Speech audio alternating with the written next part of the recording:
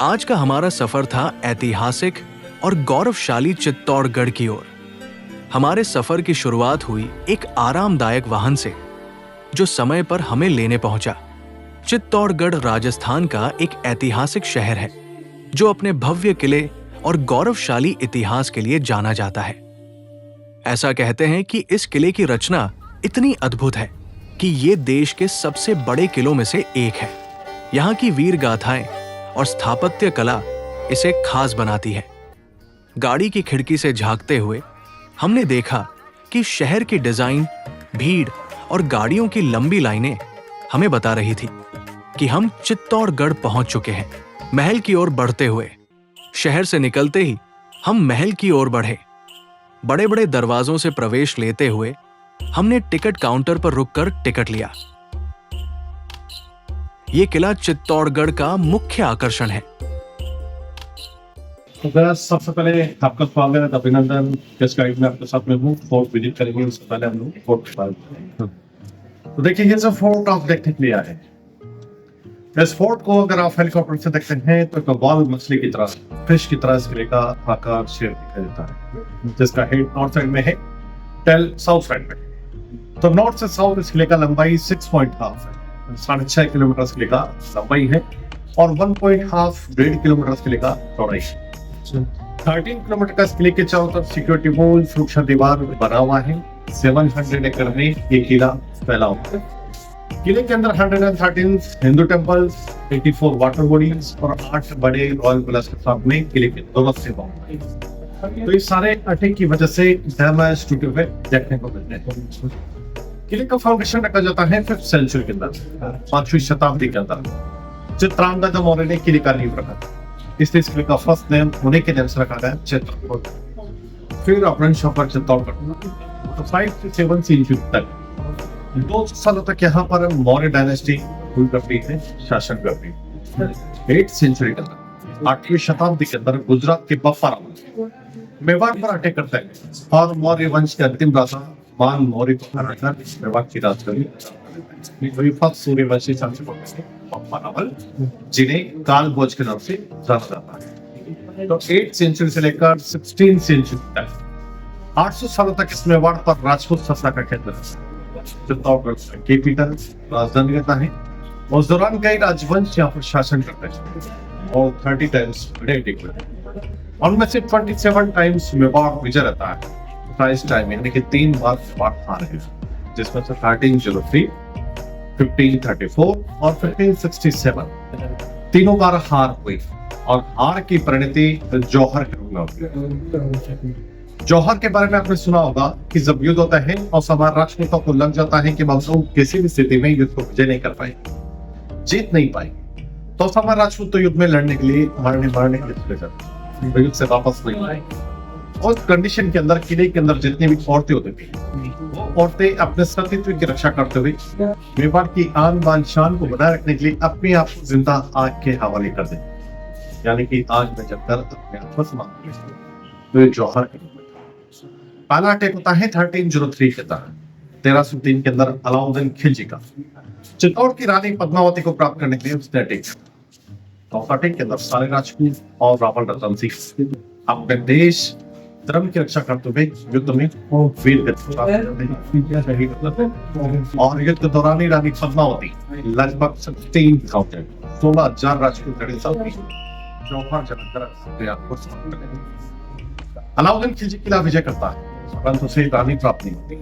तो उसी में आज उसने किले के सारे डिस्ट्रॉय कर दिए। फिर इन महलों और मंदिरों को 1433 के अंदर राणा कुंभा ने रिबिल्ड किया।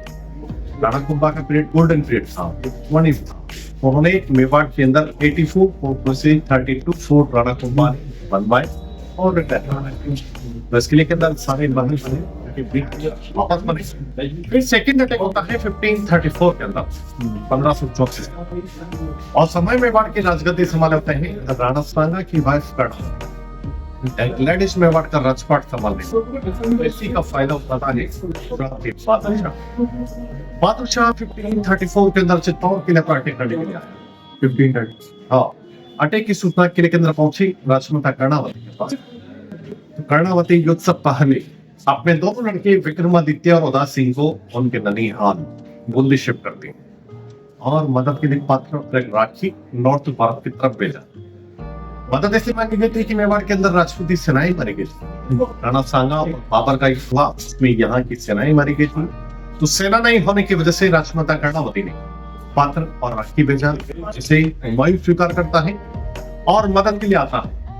इन बातों से आने में देरी हो गई और सब पहले यहाँ बहादुर शाह का गेट था। 64 के अंदर सारे राजपूत और अवधबाद सिंह इस चित्तौड़ किले की रक्षा करते युद्ध में वीर गति युद्ध के दौरान राजमाता कर्णावती लगभग 13,000 राजपूत लड़े अपनी चौखट जलाती। बहादुर शाह किला विजय कर लेता है, परंतु उस समय हुमायूं सेना लेकर आ गया। तो बहादुर शाह किला छोड़कर अपनी सेना मांडू की तरफ, मध्य प्रदेश की तरफ लेकर चला गया। हुमायूं भी आया तो वो भी अपनी सेना मांडू की तरफ लेकर चला गया। इस किले के आसपास के गांवों से राजपूत इस किले को वापस अपने अधिकार में लेते और बंदी से विक्रमादित्य उदास सिंह को चित्तौड़ लेकर आते। विक्रमादित्य को मेवाड़ का राजगद्दी सौंपा जाता है और उदास सिंह के लालन पालन के लिए दात्री मां पन्नाधाय के पास में सौंपा गया। परिस्थिति का मौके का फायदा उठाता है पृथ्वीराज का दासी पुत्र बनवीर, जो यहाँ का सेनापति होता है। राज्य प्राप्ति के लिए बनवीर विक्रमादित्य की हत्या करता है और उदास सिंह को मारने के लिए जब पन्नाधाय की महलों की ओर जा रहा होता बनवीर, तो इसकी सूचना पन्नाधाय के पास में पहुंची। पन्नाधाय मेवाड़ के राजवंश को बचाने के लिए अपने पुत्र चंदन के कपड़े उदास सिंह को बनाती है, उदास सिंह के कपड़े चंदन को बनाती है। उदास सिंह को फलों की टोकरी ले इस किले से बाहर कुंभलगढ़ शिफ्ट किया जाता है।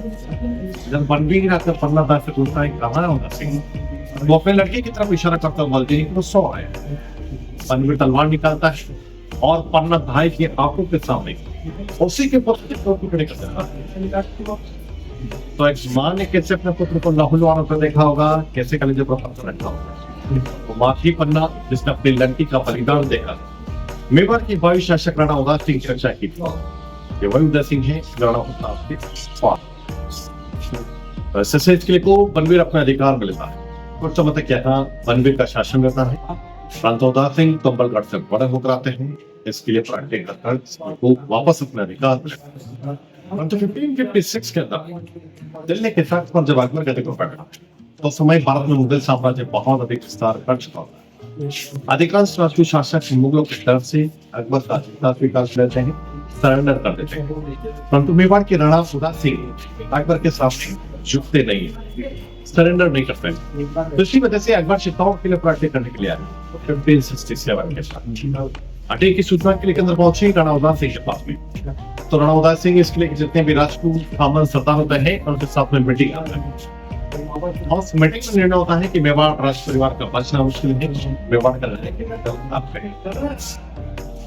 का समय राणा उदास सिंह ने मेवाड़ का नया कैपिटल 1559 के अंदर उदयपुर सिंह के नाम से उन्होंने जब किला छोड़कर गए तो किले का दायित्व अपने सिर्फ गल्ला पता और कुछ राजपूत अकबर की सेनाएं आती हैं, किले को सीज करती है, घेराबंदी कर अटैक बोल दिया जाता है। परंतु लंबे पीरियड तक तो वन सिक्योर जाने रहने से किले का अनाज राशन समाप्त होने लगता है, राजपूत सेनाएं मारने लगी थी, गोला बारूद समाप्त हो चुके हैं।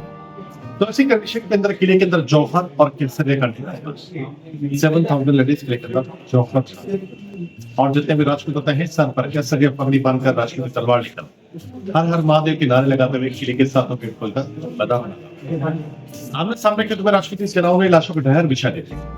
तो युद्ध के दौरान जय पैरों से घायल हो गए, तो वो कल्ला रखो के कंधों पर बैठकर युद्ध करने के लिए गए। तो दोनों फिर चारों हाथ से होते लाशों का ढेर बिछा दिया। जब इस सीन अकबर देखता है तो बोलता है कि चार हाथ के लोग देवता मेरे सामने कहा है, यानी कि भगवान विष्णु को उपाधि दी। दोनों का गर्दन कट गया, फिर भी उनके बॉडी धड़ युद्ध लड़ते रह गए। दूसरे गेट के पास में जयमल कल्ला सारी राजपूती सेनाएं अकबर इस किले को विजय करने के बाद इस किले को अपने अजीज आसफ नाम सौंपकर चला जाता है। दौरान की रात 1615 तक की वंश स्थापना फिर कॉम्प्रोमाइज के पीछे किला अमर सिंह को दिया दौरान की करके। तो 1615 से लेकर 1936 तक ये फोर्ट राजपूतों के पास जरूर रहा, परंतु राजपूत के लोग जाते रहे क्योंकि उन्होंने किला विजय देखा। सारे लोग कोशिश हो गए और 1957 में ये फोर्ट गवर्नमेंट के पास आ जाता है। ऐसा इसका मशीन दिखता है और अभी वर्ल्ड हेरिटेज साइट में था नोट का स्ट्रीट मेवाड़ के बारे में ये था मेवाड़ का स्ट्रीट। अब हम लोग आगे क्लास करेंगे। कुंभा पैलेस 8वीं सदी में बप्पा रावल द्वारा बनाया गया था, लेकिन अलाउद्दीन खिलजी के हमले के बाद इसे नष्ट कर दिया गया। बाद में राणा कुंभा ने इसे फिर से बनवाया और इसका नाम कुंभा पैलेस रखा। महल के सामने एक खास जगह है जिसे सूर्य घोखड़ा कहा जाता है। इसे सूर्यवंशी वंश के शासक सूर्य पूजा के लिए इस्तेमाल करते थे। सूर्य पूजा के बाद घोड़ों की पूजा होती थी और उस समय शहनाई की धुन गूंजती थी। ये दृश्य काफी भव्य और आध्यात्मिक होता था। महल के दो मुख्य हिस्से थे, जनाना और मर्दाना। जनाना रानियों के लिए, मर्दाना राजाओं के लिए। ये सारे भवन कभी राणा महाराणाओं के निवास हुआ करते थे। राणा कुंभा ने इन्हें फिर से बनवाया था, लेकिन अब समय के साथ ये खंडहर बन चुके हैं। ट्रिविया, इस किले की ऊंचाई लगभग 590 फीट है और ये 700 एकड़ में फैला हुआ है। ये चित्तौड़गढ़ शहर है जो किले के बैक साइड से दिख रहा है। किले तक पहुंचने के लिए आपको 7 विशाल दरवाजों को पार करना होता है। पहले यहाँ करीब 30,000 की आबादी हुआ करती थी।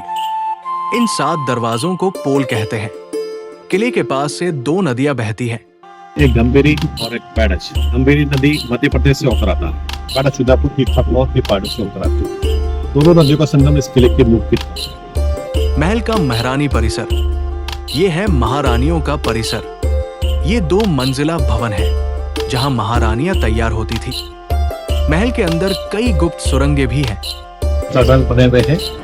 महारानी जब इमरजेंसी होता या बैटल्स होते समय महलों से बाहर आने जाने के लिए टनल्स को यूज करते हैं। ये टनल यहाँ से 1 किलोमीटर दूर गाँव के कहीं से राज परिवार की रानियों का नहाना पूजा करने का जगह है, वहां तक बना हुआ है। अभी सुरक्षा कारणों की वजह से गवर्नमेंट ने 1956 में इस टनल को बंद किया। ऊपर से भी बंद कर दिया था, तो मैंने अंदर तक जाकर लोग देखे थे, तो अभी बंद किया हो। इसके बाद हम मीरा मंदिर की ओर बढ़े। ये जो मंदिर है इसे कुंभा श्याम मंदिर कहा जाता है। इसका निर्माण 8वीं सदी में बप्पा रावल ने सूर्य मंदिर के नाम पर करवाया था, लेकिन अलाउद्दीन खिलजी के आक्रमण में इसे तोड़ दिया गया। बाद में महाराणा कुंभा ने इसे फिर से बनवाया और यहाँ भगवान विष्णु के वराह अवतार की मूर्ति स्थापित की। लेकिन इतिहास ने फिर करवट ली और बहादुर शाह के आक्रमण में ये मंदिर फिर से नष्ट कर दिया गया। अंततः 1905 में महाराणा फतेह सिंह ने इसे ओडिशा के जगन्नाथ मंदिर की शैली में पुनर्निर्मित करवाया। इस मंदिर में कृष्ण, सुभद्रा और बलराम की मूर्तियां स्थापित की गई। अगर आप इस मंदिर को सामने से देखें तो ये गुजरात के सोमनाथ मंदिर की झलक देता है और इसके पिछले हिस्से को देखकर त्र्यंबकेश्वर मंदिर की याद आती है। मंदिर के पास ही मीराबाई का मंदिर स्थित है। मीराबाई, जो कि भक्त शिरोमणि थी, का जन्म राजस्थान के कुड़की गांव में हुआ था। उन्होंने भगवान श्री कृष्ण को अपना आराध्य माना और उनके लिए अपना जीवन समर्पित कर दिया। मीरा की भक्ति इतनी गहरी थी कि जब उन्हें जहर दिया गया तो वो भी उनके लिए अमृत बन गया। कहा जाता है कि अंत में मीरा श्री कृष्ण की मूर्ति में ही विलीन हो गई। इस मंदिर में भगवान श्री कृष्ण और मीराबाई की मूर्तियां स्थापित हैं। मीरा के गुरु संत रविदास जी का स्मारक भी मंदिर के सामने स्थित है।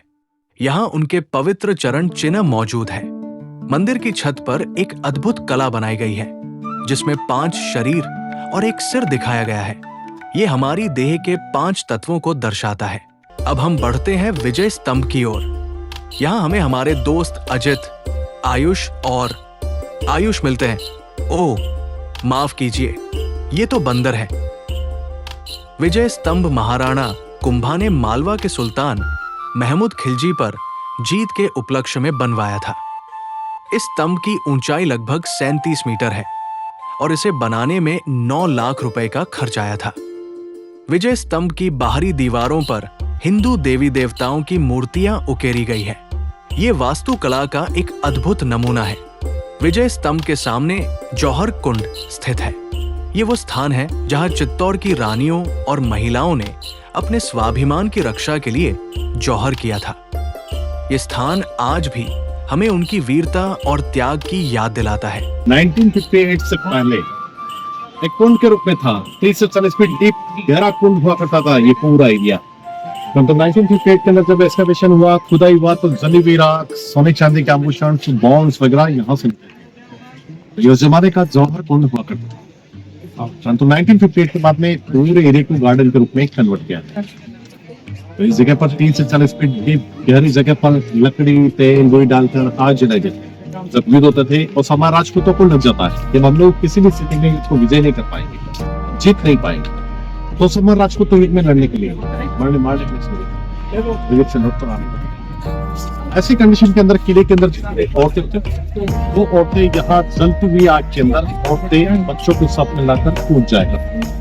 तो इस जगह पर 3 बड़े जौहर हुए। पहला जौहर अलाउद्दीन खिलजी के अटैक के समय रानी पद्मावती ने लगभग 16,000 राजपूत लड़े साथ में यहाँ जौहर किया। फिर सेकंड अटैक हुआ बहादुर शाह का, उस समय राजमाता कर्णावती ने लगभग 13,000 लड़े साथ में जौहर किया। फिर इसमें 1834 के अंदर फिर थर्ड अटैक हुआ अकबर का, तो उस समय राज परिवार उदयपुर शिफ्ट हो जाता है। 7,000 लेडीज यहाँ जौहर करती हैं वर्ष में एक बार जौहर।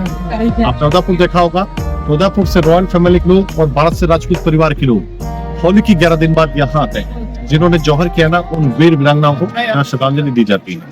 बहुत बड़ा मेला होता है, उसे जौहर मेले के नाम से जाना जाता है। जौहर कुंड में आने के लिए 2 एंट्रेंस हुआ करते थे। जिस गेट से हम लोग आए, ये पूर्वी जौहर द्वार है, एक गेट वो सामने जौहर द्वार। ये सारा एरिया जौहर कुंड है। अब हम शिव मंदिर की ओर बढ़ते हैं। वैसे तो ब्रह्मा जी का एकमात्र मंदिर पुष्कर में है, लेकिन इस मंदिर में भगवान शिव, ब्रह्मा और विष्णु तीनों की पूजा होती है। मंदिर की बाहरी दीवारों पर अद्भुत नक्काशी की गई है। नीचे की तरफ कमल का डिजाइन है, उसके ऊपर राक्षसों का चित्रण और फिर दैनिक जीवन की झलक दिखाई देती है। यहाँ विवाह, युद्ध और पूजाओं की झलक भी नक्काशी में देखने को मिलती है।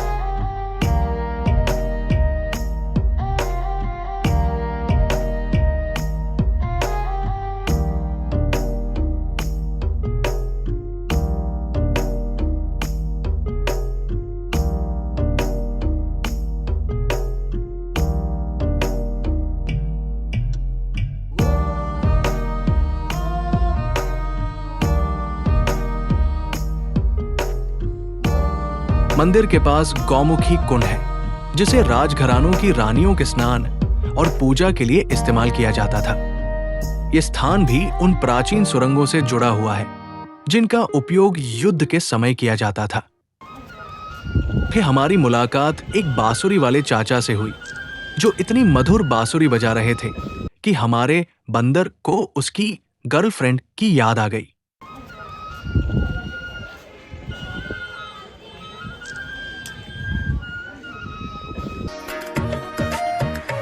इतना सब घूमने के बाद हमारे आदित्य और दक्ष की नजर शिकंजी वाली, ओह माफ करें, शिकंजी वाले ठेले पर पड़ी। ठंडी शिकंजी पीने के बाद हमारी सारी थकान दूर हो गई। अब हम बढ़ते हैं रानी पद्मिनी के महल की ओर।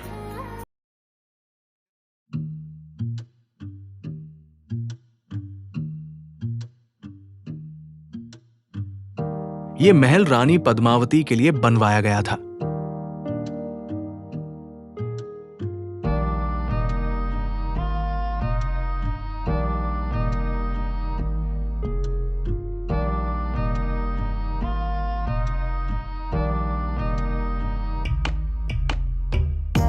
लेकिन अलाउद्दीन खिलजी के हमले में इसे नष्ट कर दिया गया।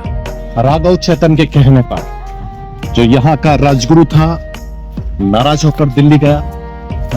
उसने अलाउद्दीन खिलजी को बताया कि चित्तौड़ की रानी पद्मावती बहुत सुंदर रानी है, आपकी बेगम होनी चाहिए। वैसे के चलते उसने 2 बार चित्तौड़ किले पर अटैक किए, दोनों बार हार जाता है। तीसरी बार बहुत बड़ी सेना लेकर आया, किले को सीज किया उसने, फिर भी उसे कुछ प्राप्त नहीं हुआ। तो उसने किले के अंदर महसूस किया कि रानी का चेहरा आप हमें दिखा दे, हम बिना किसी युद्ध के दिल्ली लौट जाएंगे। तो शर्ट के मुताबिक उसे चेहरा दिखाया, डायरेक्ट नहीं मिरर में रिफ्लेक्शन परछाई दिखाया। रानी का परछाई देखने के बाद वो धोखे से रावल रतन सिंह को बंदी बनाकर अपनी छावनी में लेकर गया। जब इसकी सूचना किले के अंदर पहुंची कि रावल रतन सिंह बंदी बना लिए गए हैं, तो धोखे का जवाब धोखे से देने के लिए 700 पालतू के अंदर राजपूत सैनिकों को लड़च की वेशभूषा में भेजा गया। गोरा और बादल भी साथ में जाते हैं, तो वहां से रावल रतन सिंह को बंदी से मुक्त कराकर किले के अंदर भेज देते हैं। पीछे गोरा बादल सारे राजपूत युद्ध में वीर गति को प्राप्त होते हैं।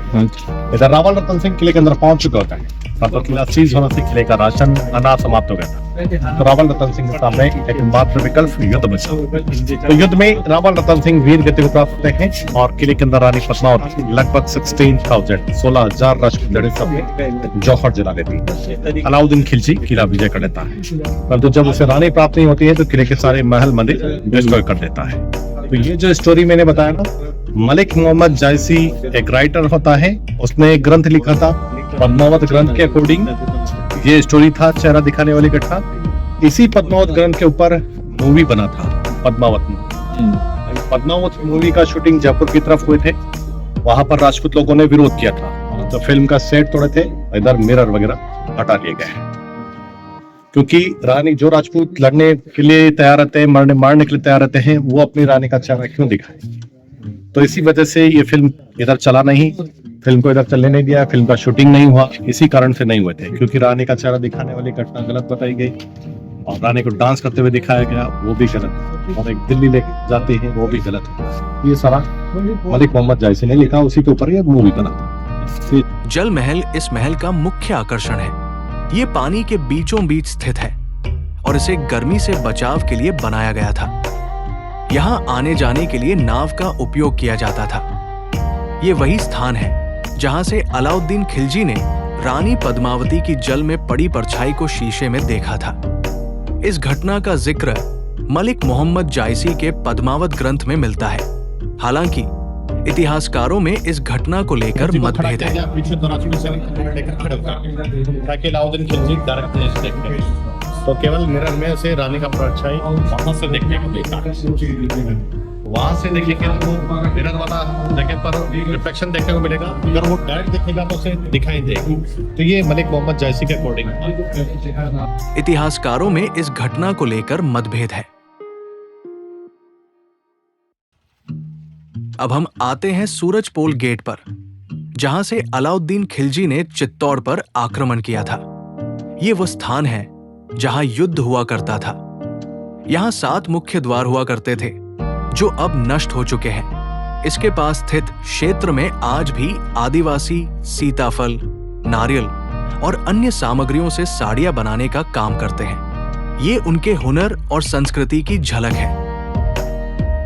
इस प्रकार हमने चित्तौड़गढ़ के किले की यात्रा पूरी की।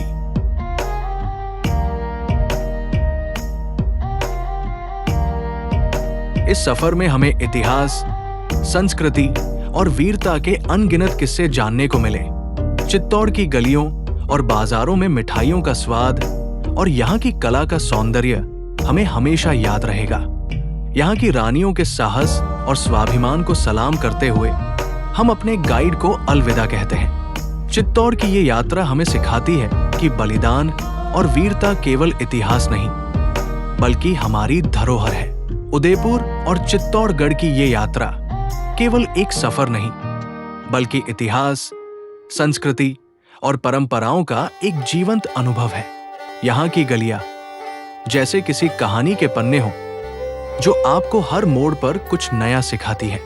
उदयपुर की मशहूर मिठाई घेवर का स्वाद, यहाँ की पारंपरिक पोशाकों से सजे बाजार और झीलों का सुकून, ये सब मिलकर आपको एक अनोखा एहसास कराते हैं। चित्तौड़गढ़ का किला, जिसकी दीवारें भारत के गौरव, आन-बान और शान की गवाह है, यहाँ हर पत्थर एक कहानी कहता है।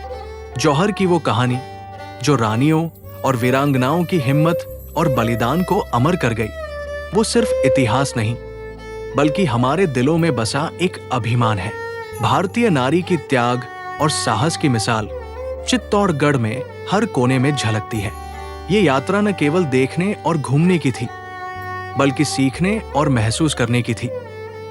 एक ऐसे समय को जब सम्मान और आत्मसम्मान के लिए जीवन तक का बलिदान देना गर्व की बात मानी जाती थी।